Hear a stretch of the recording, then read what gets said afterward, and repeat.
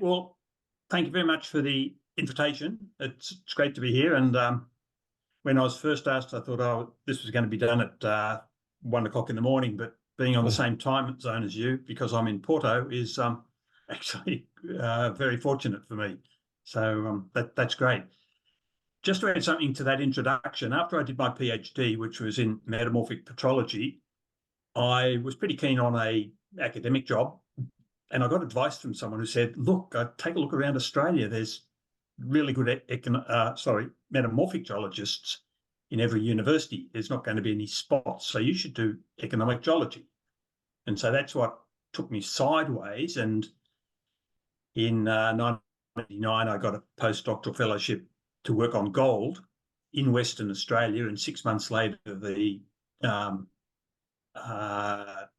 troubles in Iran, the gold price going up and those type of things took off, and I was very fortunate to be well placed. And as Gillian hints, I've had a very fortunate career in gold, and very grateful for it.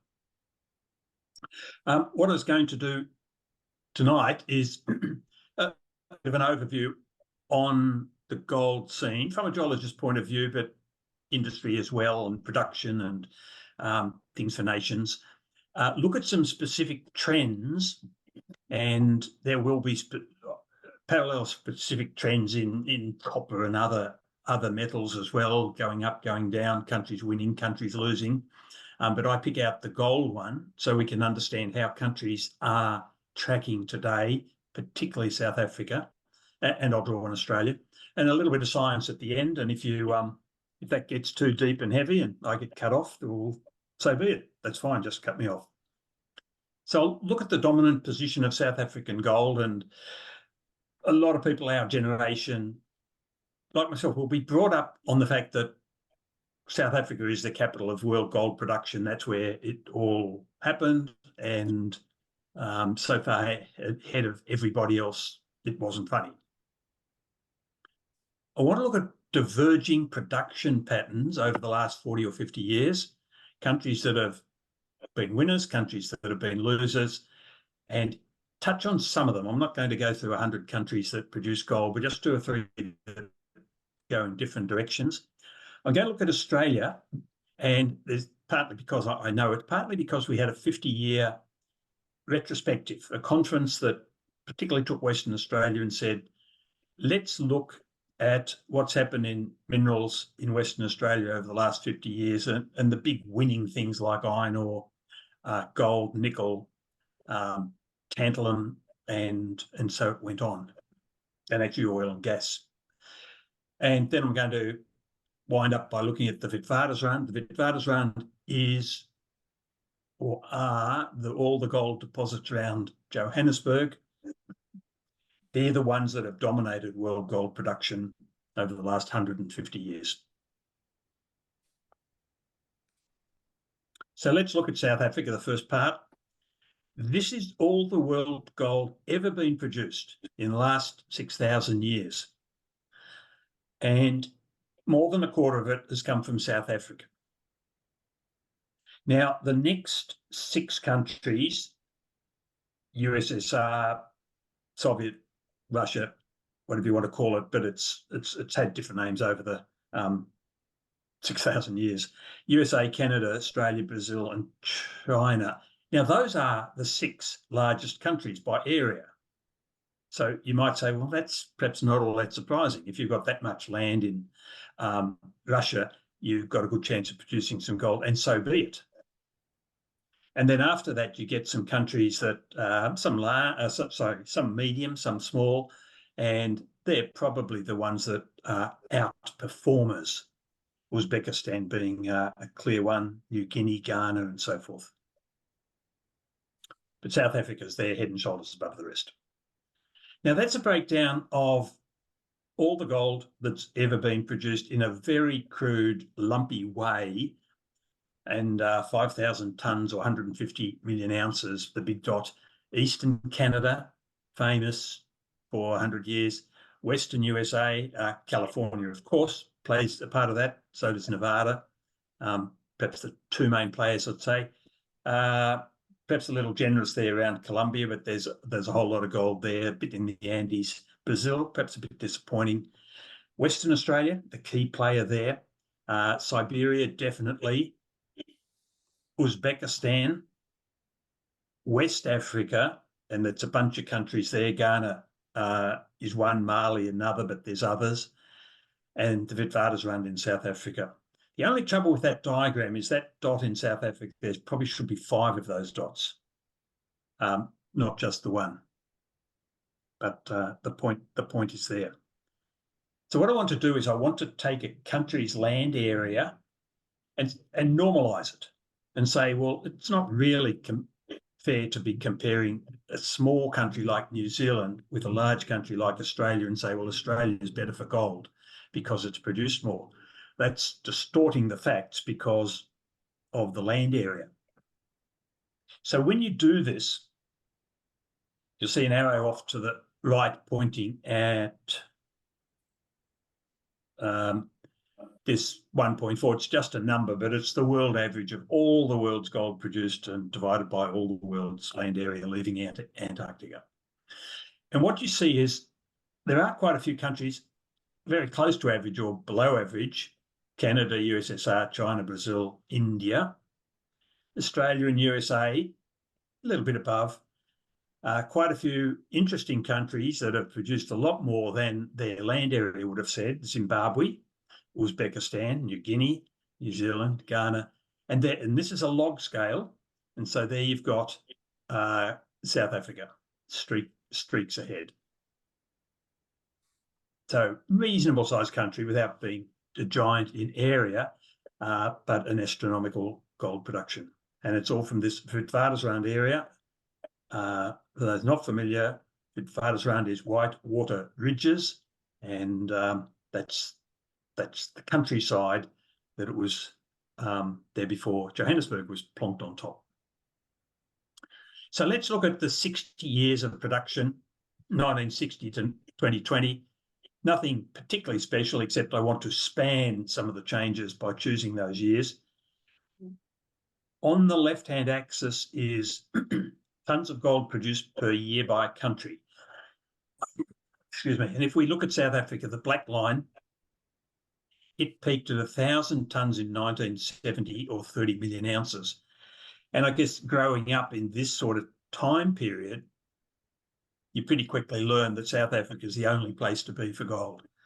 And there's other ones like USA, Canada, Australia, Brazil, and so forth, really not registering on this scale. And 2/3 of the world's gold, Western world's gold, was coming from here.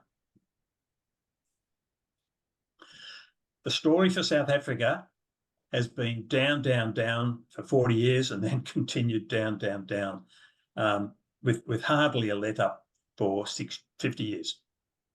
And I want to explore a little bit about what's happened there. And I also want to take two that are parallel, that's USA and Australia. Both have risen rapidly in the 1980s with discoveries in Nevada, Western Australia and elsewhere, and have continued on as significant producers. Now, as far as the world gold industry is concerned, USA is a very important gold producer today. As far as USA is concerned, it probably isn't even a blimp on the national GDP and those things, obviously, because there's so many other things going on. It's a big thing in Australia too, subordinate to iron ore and coal, but pretty important to the country and important to the states that produce it. Western Australia. So why? Why do countries go different ways? And if you sit in Western Australia, a lot of people say, oh, the gold price went up. Well, that's actually a stupid answer, because A, it didn't. It went up, it went down, it went up, it went down, and gold doesn't follow the gold price. You can't just close a mine and open it the next day when it goes up and so forth. So all the countries, we've taken 5 here, saw higher gold price from the 1970s, and then the release, or the no longer tying gold currency, the gold price went up quite a lot in real terms. And from 1980 onwards, South Africa saw that. and so did Brazil and Canada, USA and Australia. But only 2 of them dramatically increased their production, and others saw the opposite trend. Despite those higher prices, South Africa had a long-term decline and steep increases in Canada, a little bit in Canada and USA and Australia. Now, I can't actually see that off to the side, but I hope you can. But what I'm saying is that the exploration success in South Africa over that time was negligible. In other words, they didn't find any new deposits. And in contrast, there was huge exploration success, particularly in Nevada, particularly in Western Australia, but in other parts of the USA where they're allowed to mine, and that number of states is going down, and in Australia in different places as well, over east, important mines. So there's the clue to what's going on. If you have no exploration success and your mines are living on something found in 1886 or in 1930s, and they were fantastic finds, eventually you're going to be draining or watering down or using up your resource. And South Africa just hadn't found anything since 1951. It's as tough as that. I want to look at Australia in retrospective. That's really drawing a title from a conference that was run 5 or 6 years ago. Australia is now the world's largest verified gold producer over the last few years. Some people will say China is, but China clearly doesn't count the same way as virtually all other countries. And actually Russia doesn't either. So I don't know what to do with Russia and China there, in that they are significant producers, but for those familiar in the mineral industry, you can't just go and publish something on the stock exchange in Toronto or London or Australia and just say, oh, I think I've got this much here or whatever. It has to be scientifically supported. And it's a standard process of checking what's there and then verifying it before it goes to the stock exchange. Russia and China don't have that process at all. And some of it is really just, oh, the mine manager told me it's got 10 million ounces. Good. That goes into the paper. That goes into a publication of international standing. And suddenly China's producing 10 million ounces from that place based on what the mine manager said to a visitor from USA or Australia. That's why I've been very cautious on those. There's Australia's gold production since 1851, when the first gold was found. Leading world producer then for a few years, and then again around 1903, but that was only because of the Boer War in South Africa, and a pretty miserable thing for the next 50 years or more. And you would look at that and say, well, that's probably everything's been found. And I don't think you'd be looking at that graph and say, well, let's extend it on for another 30 or 40 years, and it's going to look like that. And it's interesting to sort of flush that out. We could be talking about Nevada, or we could be talking about Western Australia, and sort of learn a little bit more about how or what actually makes that sort of change. Is it just one thing or lots of things, or what is it? Now, that's the map, sort of current map of all-time production from Australian gold deposits. And the key thing you see there is, and I hope you can see my pointer, but up here in the northeast, some important deposits there, some very important ones down here in central New South Wales near Sydney. Historically, some most important ones in Victoria here, and I'm in Melbourne down there. Some across the desert areas on the inland, and the star performer is very much the southern part of Western Australia. And geologically, we call that the Yilgarn Craton. Craton meaning a very old area that's stable. And these deposits over there are very old. As a matter of interest, the Pilbara is another Archean craton, doesn't have much gold, but this is where virtually all Australia's iron ore is produced from at the moment. So I think that's probably about it's more than that, 2.5 billion tonnes a year goes out, sort of headed off over there.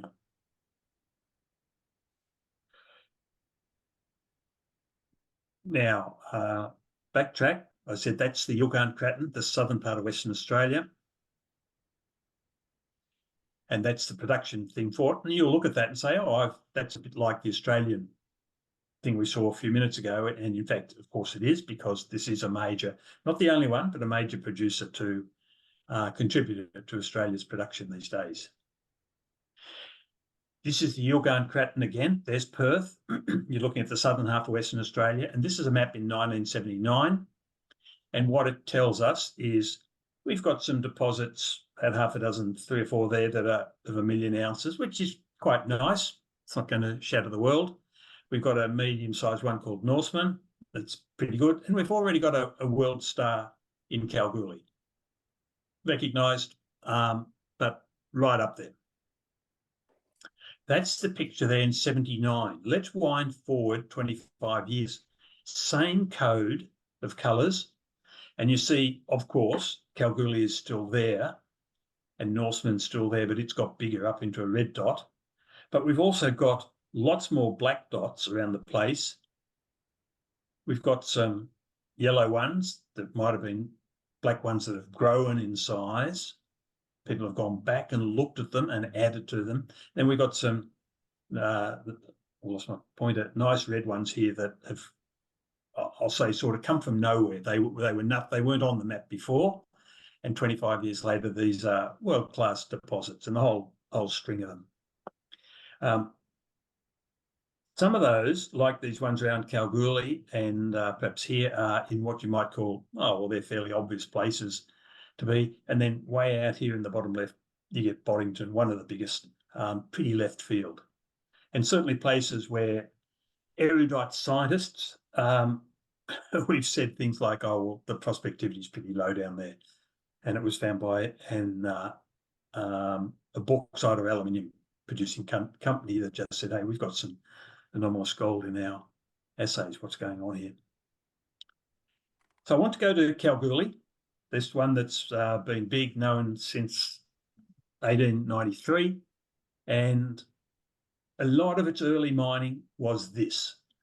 Health and safety probably said they had to have a helmet, but there's not much else there.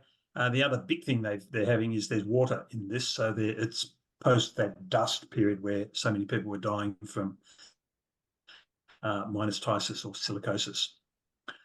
But this is very early mining, and this had all wound down by the 1970s, just about finished.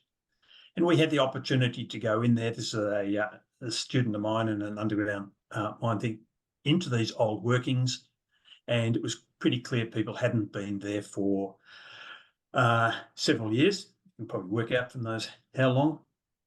A lot of these, the shaft here and that, are all rusted, and most of this isn't going to go anywhere. So come 1980, this was just about to close, and there was the opportunity to map in those underground levels, to map the geology, map the mineralisation and the rock types, and put together 20 different plans. I've only shown 3 there, but 20 different level plans, and I've put those on top of what the geology of Kalgoorlie looks like today. And that's this super pit here that's 5 kilometres long and, 600 or 800 metres deep and going deeper. And so all those old drives, the old shafts and everything were in the middle of this hole. They've all gone now, but the mapping's preserved, and you can't read what's on these, but you can see red colours and yellow, green colours, and those are different rock types and prospective areas and less so. So the chance to go underground, to map all those levels before anything happened, and they provided not the answer to go ahead and let's put in a super pit. That took a lot of commercial negotiating and financing and engineering. But the key at the bottom of that was, what's the geology say? Does the geology say everything's gone? Does the geology say there's no, not really much opportunity? Or is the geology saying, in the modern era of 1980s onwards, I think we can make a go of this. I think we can explain the geology much better than perhaps it was known pre this mapping. And that gives people confidence. And the geology then pass on to the engineers and they say, this is how it could be done and so forth. But the geology is a very important part, not to be forgotten, but certainly it's not the be-all and end-all. It provides the confidence. We call that the super pit today. That produces about 2/3 of a million ounces every year. And would be the second biggest gold deposit in the world outside South Africa. The biggest outside South Africa is actually Uzbekistan, clearly a left field place, but actually part of a chain through to Kyrgyzstan and into China. I want to pick out some of the learnings, and these are learnings that a number of us sort of sat at the end of this conference and said, well, what are the common themes? And let's write up a little bit about what are the common themes and what should we learn from this and what's obvious and what surprises us a little bit. And I'm not just talking about gold, but I'm focusing a bit on gold here in Western Australia, that small groups prepared to have big ideas, that there's a scrutiny of ideas. Nobody can sit there and say, I'm the professor and my stuff is right. You just listen to what I say and I'll tell you the story, because that is absolutely deadly for progress in science and it's deadly for progress in industry. And so there was very much a challenging thing, and that's perhaps a little bit in the Australian mentality that, well, I'll take you on if I don't believe what you're saying. Just because you've got titles and this and that, I'm still allowed to debate the science, and that is a very healthy sign. And I think the other one is the uptake through organisations like our CSIRO, the Commonwealth Research Agency, through conferences, through geological surveys, gives you a healthy environment of different groups working partly towards common themes, testing one another, challenging one another, working with one another. And I guess I touched on this, that this groupthink or the isolation where one group sort of says, well, we're the only ones allowed to work on gold in, well, perhaps South Africa, which often is the case. And this is the way it is. Progress doesn't get made. And perhaps more often to postgrads, but the end point is the idea and not the data. I mean, collecting vast amount of data and say, oh, I've got no time to write up my PhD or the report, I've got to keep collecting data, is a pretty fatal way to go. That there's got to be a balance there, and I'm sure Gillian's run into that during her career as well, that we have to get that balance right of what's going on. So I said the small groups prepared to have big ideas. Where everyone is, there's this big role for postdocs and postgrads.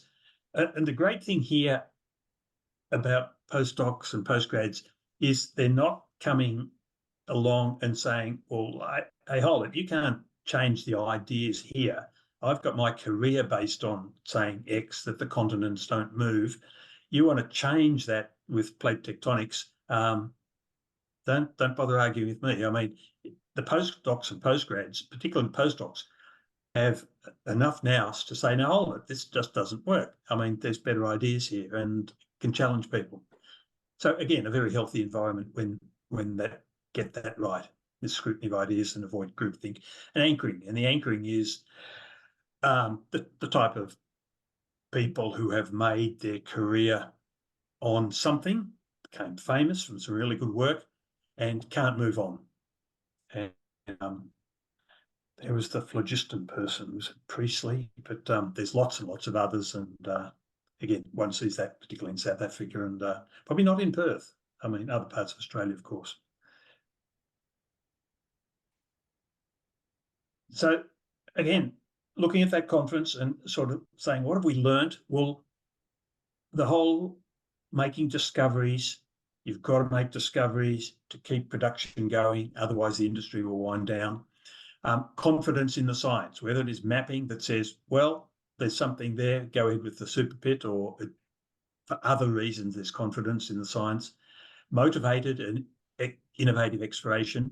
And nothing is worse, whether it's exploration or science, to be told, doesn't actually matter what you do. I've got the right answers and full stop. That is incredibly demotivating, whether it's scientific or in exploration. Better to sort of say, go out there, see what you find, and give it a shot. And I'll back your program if it's sensible. And if you make a mistake or we find nothing, that's fine. That's fine. Just do it well. Leads to discovery and leads to production. You go and find a whole lot of new deposits, or go to old ones and make them twice the size or 5 times the size by adding to them somehow, perhaps a different mining method. Instead of little stopes underground, make a giant open pit where you can mine it by a different way at a different cost, but make some changes and lead to production. Another one I picked up from Jeff Garrett, who was our CEO at CSIRO, and he has basically said, oh, if you see good ideas out there, copy them. And what he was really saying is you don't have to reinvent the wheel the whole time. Now, it's a little bit different in perhaps pharmaceuticals or, I don't know, copyright and plagiarism and that thing. But what he was really saying is take a good look around, who people doing good work, and what can we learn from that and do the same or better. So I want to turn now from that sort of story, and some of that would have its parallels in Nevada. And I'm a bit careful there with the USA, because there would have been a time 20, 30 years ago when you could explore with ease in Alaska and a little bit in Southern California and a lot of other states. That number of states has come down so dramatically that really, I think most of USA's gold comes from Nevada. It's a bit different in Australia, where most, except Tasmania, are producers and have prospectivity in the future. Let's turn to South Africa, the White Water Ridges, the ridges of sandstone. I certainly grew up, and when I first saw it, was absolutely in awe of this place. I could not believe what was going on, the engineering feats. This is a little corner of Johannesburg looking over towards Soweto, right in the middle of these enormous dumps, and they go for 20 kilometres left, 20 kilometres right, and then they start up again in 100 kilometres and start up again in another 100 kilometres and start up again in another 100 kilometres. Each of these are enormous goldfields, and each with a number of very, very big mines. The one in front of you, we've got waste. We've got waste rock here, and we've got tailings after the gold's been taken out here, and we've got suburbs all around. And in the distance, you've got more. And these would start somewhere on a line this way, and then they would just dip down and go away from us in this picture, and just get deeper and deeper and deeper until they were something like 3.5 kilometres below the surface, so 5, 6 or 7 kilometres down. Quite a long time to travel down there just to get to your workplace. And these were very, very big mines. This is a map of those mines. This is Johannesburg J, and the Johannesburg city would be quite large, probably 5 million people or something like that. We were looking at big mines here, and I said it went quite a long way. And there's another patch, another patch, and another patch. It's about 300 kilometres away. So this batch of mines here, which was the world's leading producer for the last 20 or 30 years, or quite a while, and this was important and this was important, consist of a number of big mines, half a dozen or so big mines. The ones around Johannesburg were much older. That's where things started. So a lot of those have closed. But I had the opportunity to work on all the ones that are labelled here with names, and had research projects on them, and working underground and students on them. And at the university there in Johannesburg, it almost seemed that nobody else was interested in working on these. It was a very, very unusual situation where in the early 80s, coal was everyone wanted to work on coal, and this was just, I don't know, it was just, oh, well, that's just the coal mines. No interest, but I saw things differently. There's the production. Mining discovery was in actually 1886. This is gold from sort of elsewhere in South Africa. 1886, and very rapidly from a discovery point, which is in the middle of Johannesburg, things moved 20 kilometres east and west in a matter of months. And rapidly production rose, crashed because of the Boer War, picked up again, and then picked up again. Now, this is the big discovery around Johannesburg at the start. These are very big discoveries later on, and you can see make a big discovery, make another big discovery, and then you build big mines and your production goes up and up.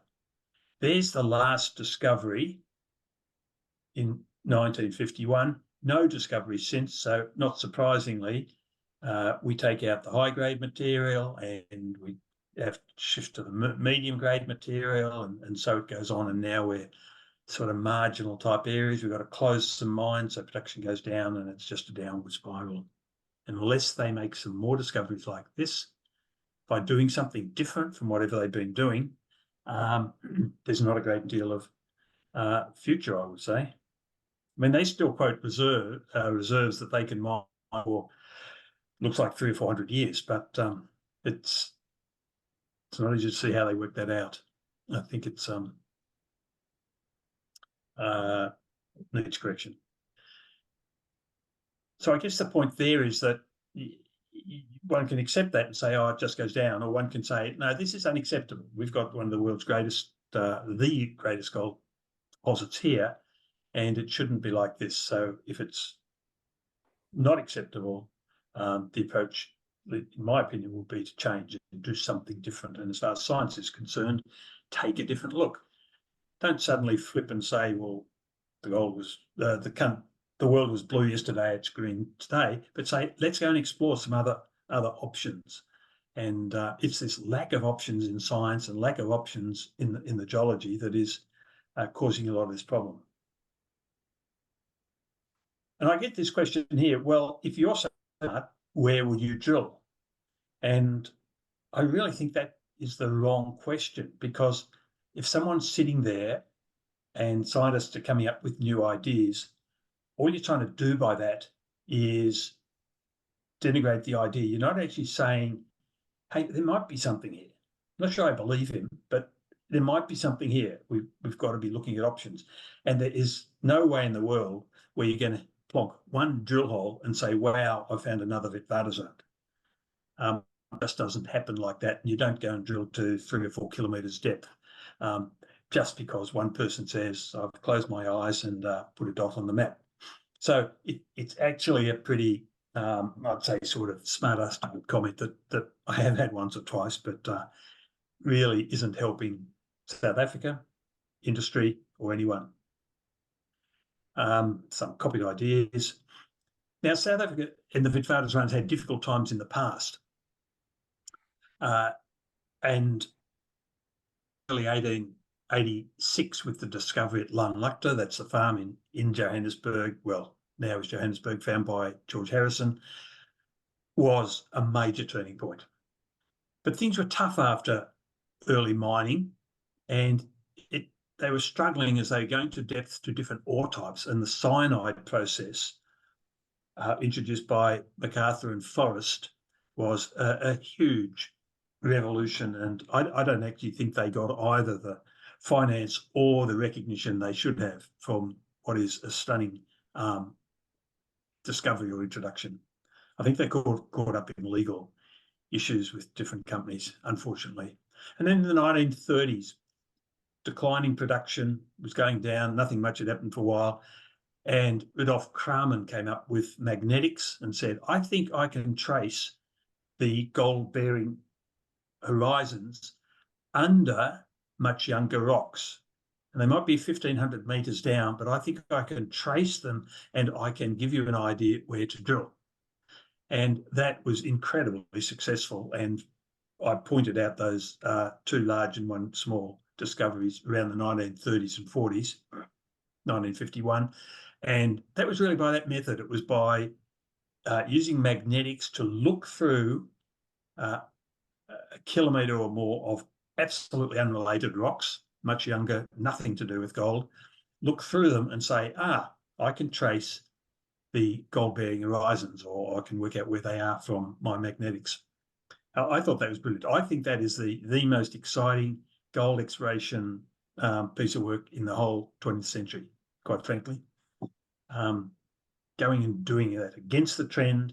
He needed backers, and he had one or two backers. He actually talked openly to the Geological Society what he was doing and his thoughts there, and got out and did it and walked for hundreds of kilometres with a magnetometer taking readings.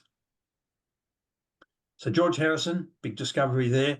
The fascinating thing about this guy is he virtually came from nowhere, found this thing in February or March 1886, got his discoverer's reward, £25 or something, got his discovery claim, sold it for £25, something like that, and by the end of the year had disappeared and went off to somewhere, and hardly known since. He did get George Harrison Park named after him in Johannesburg. He got Harrison Street up the main CBD named after him, and so forth. So he left. People recognised that he'd done something pretty stunning, but didn't hang around. So some of the things there. One thing I always remember from one of my bosses in a successful exploration group is, we're here to make a discovery. And that sounds trite, but not many companies actually stick to that. And this is a company that sort of, you'd come back a month later, hey, Neil, what are we here for? Oh, we're here for making a discovery. Okay, that lets you prioritise what you do in the morning, what you do this week, how you appoint people, how you fund research and everything, because we're here to make a discovery. And of course, that company went on to make lots of discoveries. Again, I can't see this across on the right, but you've seen this chart for South Africa. It goes up to its peak. It comes down here, sort of in the 1990s, and then there's wise projections of where it's going, and it's going to go on for the next 60 or 80 years. And those projections are grossly incorrect. That's important, because there's a lot of people today who don't have a job, who would have had a job if that had continued. And of course, the government might have had a bit more money, and so it would have gone on. And so under that says Q1. What that means is my two final sort of parting questions, and not necessarily to this audience, but to anyone, is how can this happen? How can you sort of get here and you can make projections here that are going to carry on there, and they miss the mark by 50% or 80%. Now, if a company did that on the stock exchange, it'd absolutely be trashed. It'd lose 20 or 30% of its thing, or just be wound up or taken over. But here's a country that's done it to the world's best gold deposits, just missed the mark by a million miles. Question, why? I don't know. And the last question is this, and it's a little more technical, but the explanation for how these gold deposits form in South Africa is that we've got our Archean greenstone belts, the very old ones in Western Australia, in West Africa, in Zimbabwe, in Brazil, in Canada. And the theory is that they've produced, through erosion, washing the gold down the hills, just like the mother lode in California, into those rivers that we heard about earlier, washed it down into rocks that form a little bit later. And these are the oldest rocks in the world on the left, and today on the right. And that was a theory. So these old ones here supplying into the Witwatersrand, which was supposed to be somewhere around there.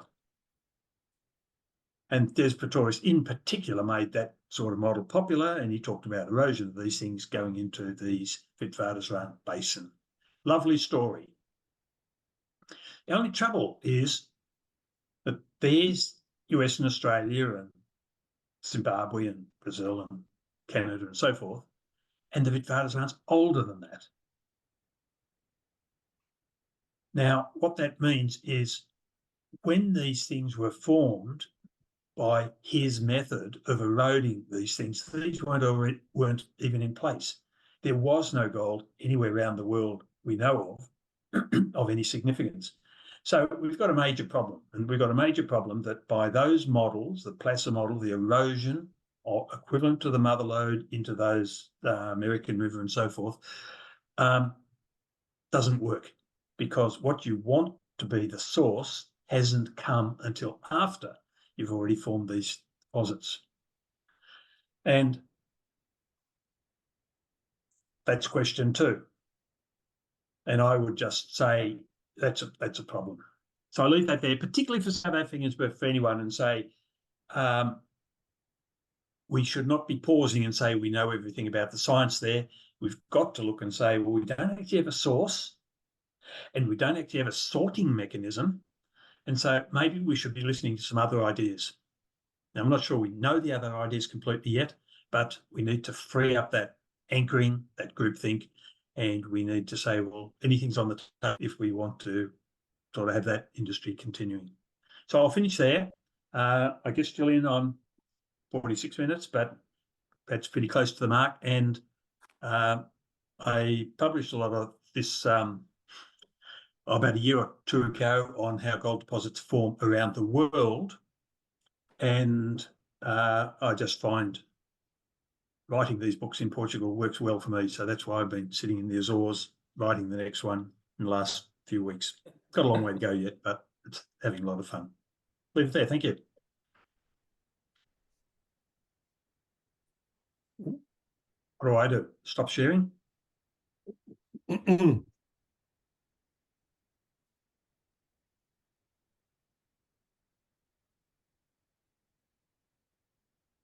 thank you very much. Sorry, Gillian. You're taking over at this point, I think. Well, I just say thank you very much, Neil. Yeah. Pleasure. It's interesting, actually, that the lecture forms an interesting complement to lectures we've had last year about diamonds. So it's been quite interesting. Geology, which is, has a different, is prominent because of its use outside, being in the ground. I mean, diamonds and gold is quite interesting in my head to actually look at the two worlds of those economics, which we've now learned about as well. Fascinating stuff.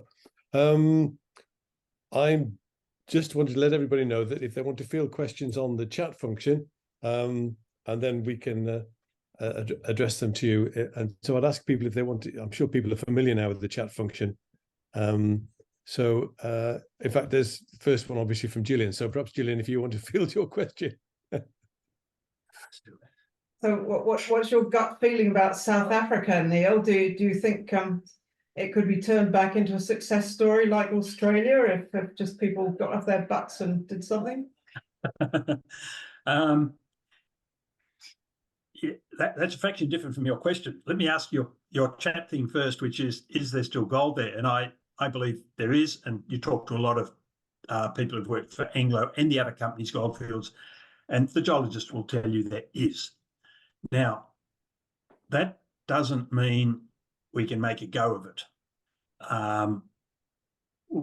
And there's a number of factors working against that. One is some of the fantastic innovative things that the engineers did there with deep mining, refrigeration, seismics, and so forth.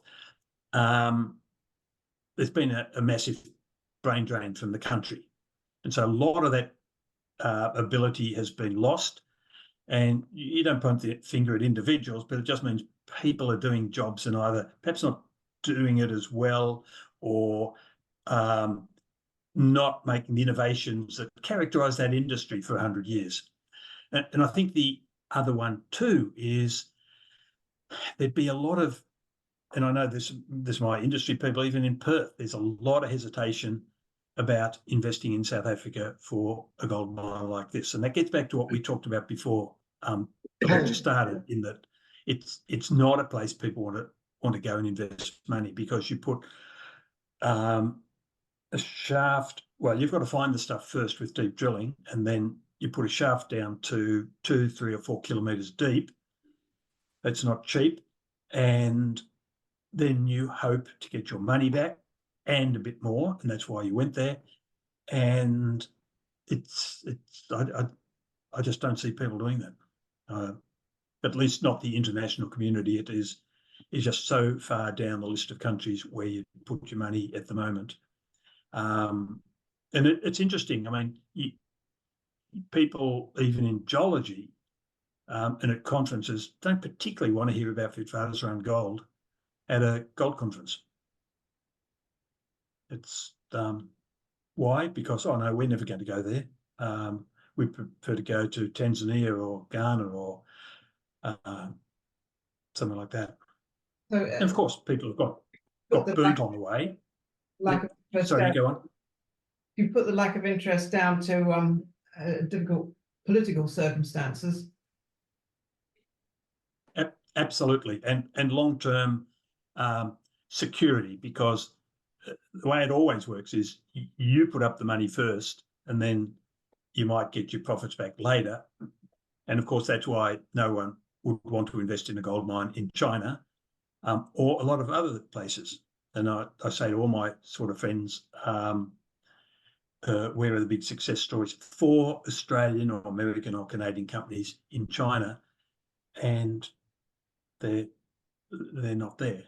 So it doesn't mean there's not other ways to do it, but at least those countries would not be exploring and putting money in at the moment.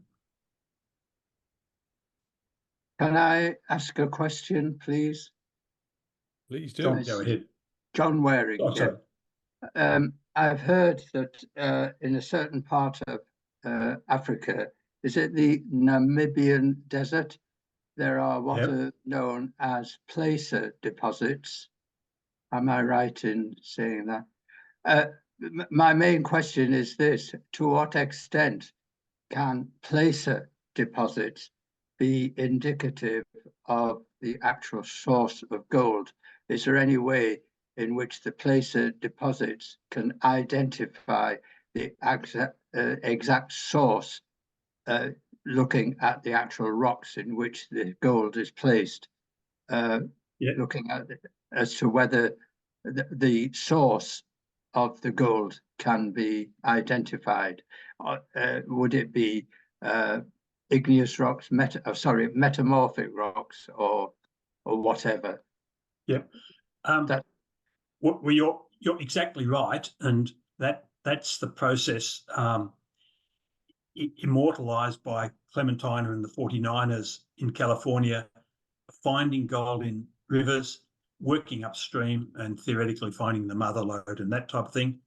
That happened 2 or 3 years later in 1851 in Victoria, where suddenly, in the space of 6 months, Bendigo, Ballarat, Castlemaine, and half a dozen places were all discovered just by that, looking in the rivers, panning for gold, and going up, going up, going up. Gold cuts out. Let's look across to the side. Oh, there's some quartz veins. They're rich in gold. So spectacularly successful approach. When you turn to Namibia, most of the placer processes it's the same process, but it's with the interest is with the diamonds. Looking at sorry, yeah.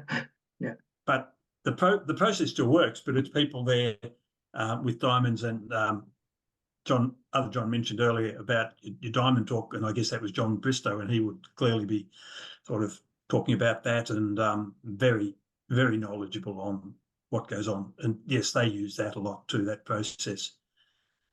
With that, keeping that placer word there and the process in your head, that's exactly what people think how the Witwatersrand formed. So you had hills up there with quartz veins and gold, shedding into rivers and forming these great big sheets around Johannesburg and Welkom and Carltonville and so forth. That's the idea from Des Pretorius and so forth. And I'm trying to point out the problem that there are no hills. There's nothing anywhere in the world at that age or anywhere older that gives us any clue there were gold-bearing rocks. So we're saying, hey, I think you've got a source problem there. You've also got a sorting problem, because they're not, well, these are great big sheets, whereas what you're talking about, what we're talking about in California and so forth, are rivers with sort of V-shaped valleys, and everything is collecting down the bottom of that. That's not what the Witwatersrand sheets look like. They're 400 square kilometre sheets that just get taken out, progressively mined, and hopefully gold bearing the whole way. Thank you very much. Julian, you come back with another question there. Yes. Do you want to leave you Sorry? to that one? Well, Yes. there's just one other, a very elementary question. I'm completely ignorant with regard to gold, not possessing much of it. Gold is measured in carats. To my mind, gold is either gold or it's not gold. How come you have 14 karat gold and 10 karat gold and so on and so on? Gold is either gold or not gold. Gold is, pure gold is an element, and you can alloy it, or you can combine it with particularly silver, but also copper or mercury and other things. Why would you do that? Well, gold itself, let's say we're wearing a ring or a watch or something made of gold, pure gold, is going to be very easily damaged. And so what we can do is we can put a little bit of something else in that gold to water it down to 14, 16, 18, whatever you want, and make it a bit more resistant to rubbing, scratching, whatever's going to happen. The other thing it can do is you can stick a bit of copper in to make it a little bit more yellow if that's what you're after, or you could put a bit of platinum or palladium in for different reasons, and again that'll change the color. So in nature it's mostly 90% gold, 10% silver, little bits of mercury, normally not much else, but mankind has a way to juggle things to make it different colors and add a markup and all that type of stuff. Thank you very much. Thank you. I'll tackle your question, Gillian, if you'd like. Is there any exploration for detrital gold on the continental shelves? Well, that's an interesting one, because in general, no. In general, the marine environment, and that includes beaches and offshore, however far you want to go, is not a major source of gold. There are black sands off the west coast of South Island, New Zealand, where there's some, and that's sort of shedding straight off the Alpine Fault, straight onto the sort of sharp edge, if you like. The other place is, if you think of Alaska on the bit that sticks out towards Siberia, there's a place called Nome there that's produced 10 million ounces or more. And some of it's in little gullies on the land, some of it's just behind the dune, some of it's on the beach, and some of it's up to 5 kilometres or more offshore, where Anglo-American and I think Westgold have had a dredge, and that dredge goes sort of up and down systematically, basically sucking up what's on the bottom. And I think they probably would have learned a lot of those techniques from the diamond people working off the Orange River in Namibia, which is the diamond business offshore is much, much bigger than I'm talking about. So why isn't it there? Shouldn't it be? Shouldn't rivers carry it down? Yeah, shouldn't rivers carry it down and just spread it over the beach and wash it out to sea? Yeah. At this Nome, the place I talked about in Alaska, the interesting thing is you can go along the beach and they say that at certain storm events replenish the gold, meaning it's an ongoing process, and that people in 1 or 2 areas in New Zealand say just the same, that when they get a such and such weather event, the gold will become a yellow beach. Sounds very nice to me. Look, I mean, one possibility is gold at very low levels dissolves in seawater, and of course there's an infinite amount of seawater, and I don't know how important that is. But the other one is dilution. If you're thinking of your steep gullies coming off the Mother Lode, or in Victoria, there's steep gullies, they're carrying away everything and just leaving the very dense gold behind. So it's a concentrating process.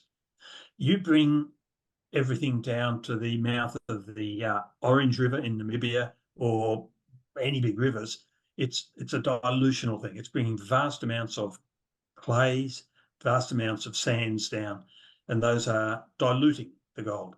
So from a little bit of gold, you're going to a very, very, very little bit of gold. So it's not the right process to concentrate gold. Yeah. And it's already at low amounts, and you want to concentrate it up. What did you say? Probably most of the gold will get left behind as so dense. So why doesn't the same go for diamonds?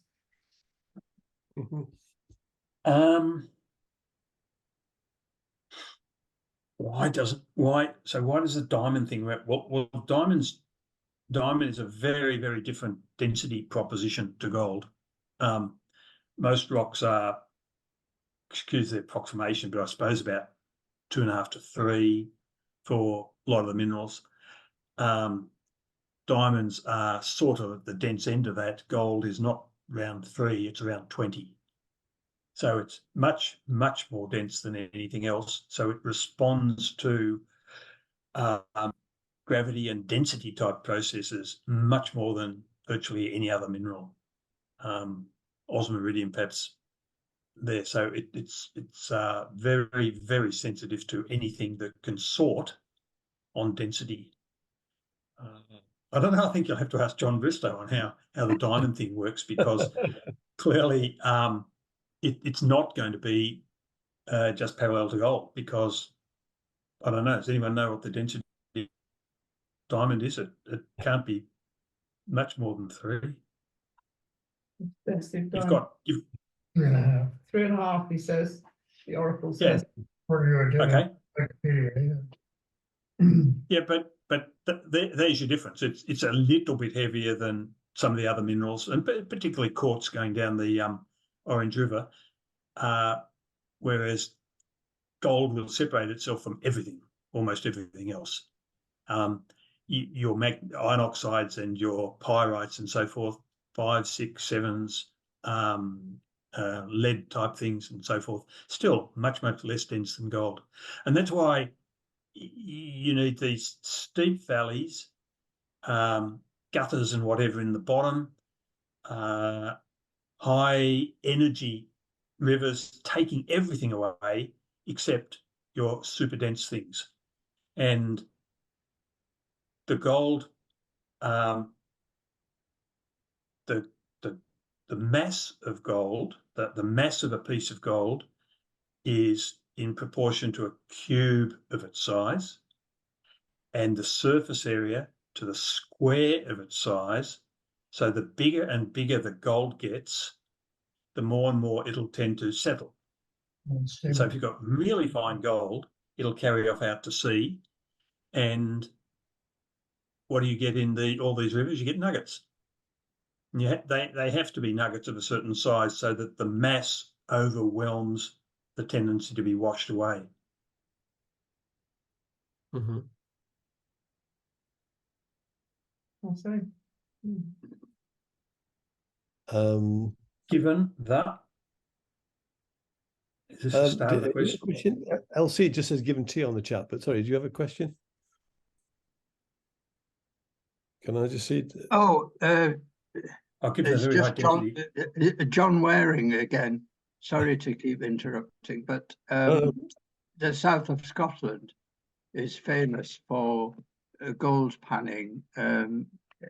Somewhere in the south of Scotland, I forget the actual locality, but it's a very popular place for gold panning. Okay. But it's never been satisfactorily explained to me what the source, obviously, the source of these gold nuggets, so-called, found in the south of Scotland. Clattering Shores Loch reminds me of a locality, or somewhere nearby. Surely the geologists should be able to trace the source of the gold. Obviously, it must come from some igneous or highly metamorphosed rocks from from Scotland itself. I was just wondering if you'd be able to throw any light on the actual source of these gold nugget placer deposits as found in southern Scotland. Lead Hills, that's, sorry, yeah. I don't know the exact place, but I have heard of these places where lots of people go hunting for nuggets, and the same principle would apply in parts of Ireland and Wales as well. The normal, and I would guess the source of these will be quartz veins carrying gold and pyrite, fool's gold, in slaty and metamorphosed sedimentary rocks, not particularly high metamorphic grade. And anyone who's been through the sort of middle of Wales, those are probably the sort of rocks I'd be thinking about. The geology side, those are Ordovician sandstone shales and so forth. They're not particularly loaded with quartz veins and gold, and Wales is not a hugely, I mean, it's got 2 or 3 deposits, but not a lot.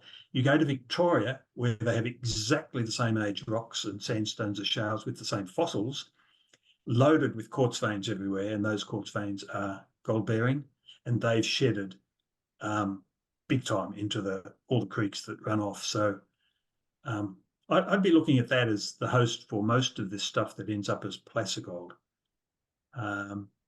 There's other gold with copper in the Andes and so forth, but generally doesn't make good placer gold.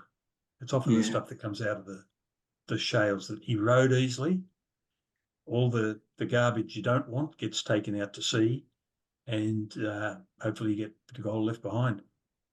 So quartz veins seem to be the most, one might say, popular source of gold, and quartz veins seem to be the product of high-grade metamorphism to some extent. I still sort of back off a little bit with that high-grade thing. We're talking probably about that 300 to 500 degrees.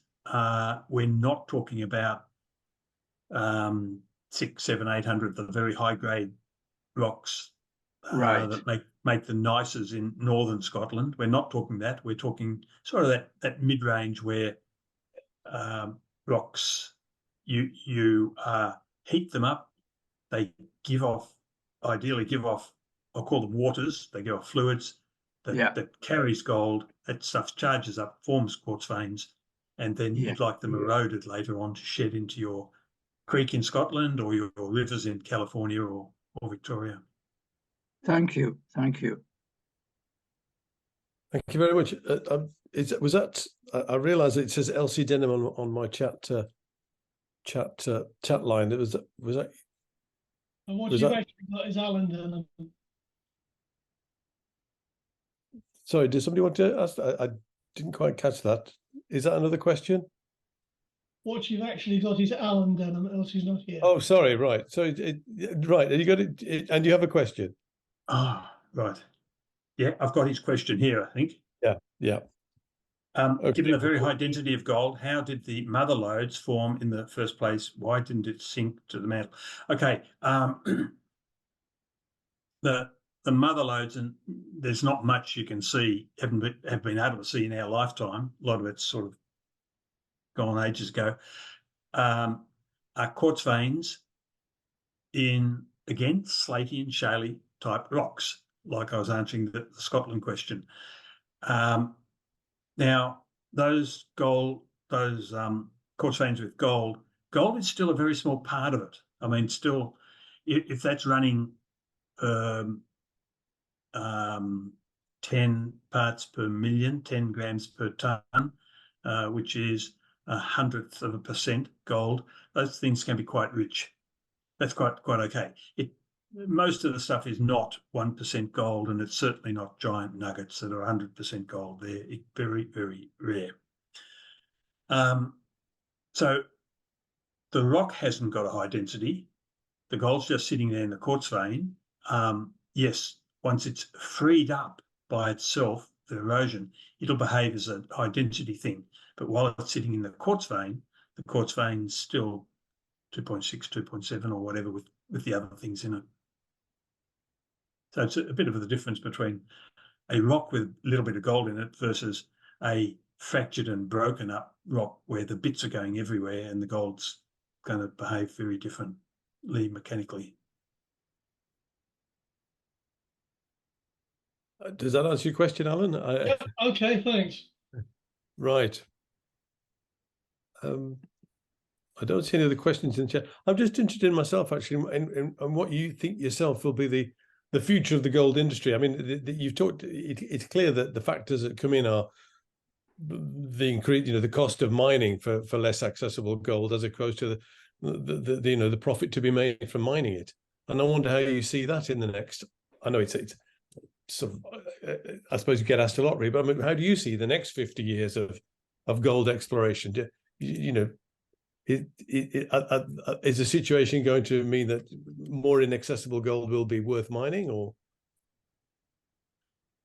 Look, I mean, I think yes, and people are being innovative and saying, well, in the past I needed to have very rich material. Now, later on, they got better methods and better still later on, and now they're mining very low-grade stuff that you would never consider in the past. So that's technologies, that's new ways to do things better, bigger scale, cheaper trucks, and so forth. The interesting thing about gold, which almost everything else doesn't follow, is whether you've got corn cobs on the Chicago Stock Exchange, or you've got oil or gas, or you've got copper, or those things, all of those are used. They're not actually put aside and kept available. I know we store a little bit of oil for urgent times and stockpiles and so forth, but that's really small fry. As far as gold is concerned, almost all the gold that's been mined in 6,000 years is still stockpiled. If you've got the money, you can buy all the gold bars in India, you can buy the bits and pieces through Morocco and so forth, you can pick up all the jewelry, it's all there, it's readily available, it's physically there because it's not destroyed. Now, looking at those two type of things, the corn cobs or whatever at Chicago will go up and down very rapidly depending on a drought here or glut there or supply chains and so forth. Gold isn't going to do that because no one really cares if your mine or my mine doesn't produce next week. It's going to make no difference because we've got so much in Fort Knox and so much in Europe and so forth. It's just small fry. It'll behave for something different, which is, I think we've got a war coming up, and so I want gold, and that's very much in the European psyche. You can see that with what they stockpiled, and or why should I invest in gold this week because I'm getting no return on it, and I should be putting it into high-tech this or something else. So it's that balance there that influences gold, and I guess we sit in Australia, and it takes us a little bit of thinking to get used to this, but in 100 years, the number of boundaries that have changed in Europe is quite staggering. And if your house was on the wrong side of the boundary when it moves, and you've got to get out, and you've taken your share certificates or your house or those things, your assets, doesn't work. What can you take and put in your pocket and get across the border in the next 48 hours? And it comes down to gold. So you look at who are the countries that have big reserves of gold historically, and a lot of it's continental Europe. I have to say that's a very interesting sort of reflection on gold, which I mean, I'm sure I should think about it, but I hadn't thought about it before. It makes me think I ought to go out and buy a bar of gold myself and put it. I'm not sure if anybody else has any other. Are there any other questions? And I wonder whether, I mean, I certainly want to say thank you very much. I found that really interesting. Actually, one last point was you talked about the difficulties in Australia, not in Australia, in the States, and how the great restrictions coming in terms of the regulations of different states in permitting, exploration. And it's sort of, well, it's not really a side issue, but I mean, how is the position of the Aboriginal population in Australia and well, we perceive to be the changing situation for them? How has that influenced the exploration of when you talked about the in around Kalgoorlie? Has that had an impact? A major time was early 90s when we had a thing called native title that recognised people had been there before and had rights. It was fairly messy for a little while on okay, what do these new things mean? A lot of that's been tidied up on the basis that private property and freehold areas around Kalgoorlie and lots of others, cities and so forth, sort of not under that. But in a lot of other areas, sort of wide open spaces, you've got to negotiate. And so Yes. if you want to go out in the middle of a blank spot, 100 kilometres east of Kalgoorlie, there will be native title for that area held by a group, and you've got to negotiate. Right. And I think it's probably fair to say there's been all sorts of responses to that. Some time during some periods of time, and with some groups, it's been fairly difficult and perhaps not helpful for mining. And in other cases, it's gone pretty smoothly and pragmatically. So it gets back to people things, but sometimes that finds a reasonable common sense balance and says, well, we can't say no to everything. We don't want to say yes to everything. We've got to sort of find a balance because we're working together and we can all make a bit out of this. Thank you. There's problems and issues from time to time, but a lot of it's been moderately pragmatic. Just another aspect of the economics, which has been an interesting aspect of this lecture this evening. So I want to thank you very much on behalf of NEGS. I thank Julian for persuading you to come and speak to us from you say the Azores, and so thank you very much indeed. Yeah. Pleasure indeed. Thanks, Julian. Thanks, John. And I'll say good night. Thank you. Good night, everybody. Okay. Thank you. Thank you very much. Thank you. Okay, my pleasure. I really enjoyed it. Thanks, everybody. Thank you. Great. Bye, everybody. Okay. Bye. Good night. Bye. Mute.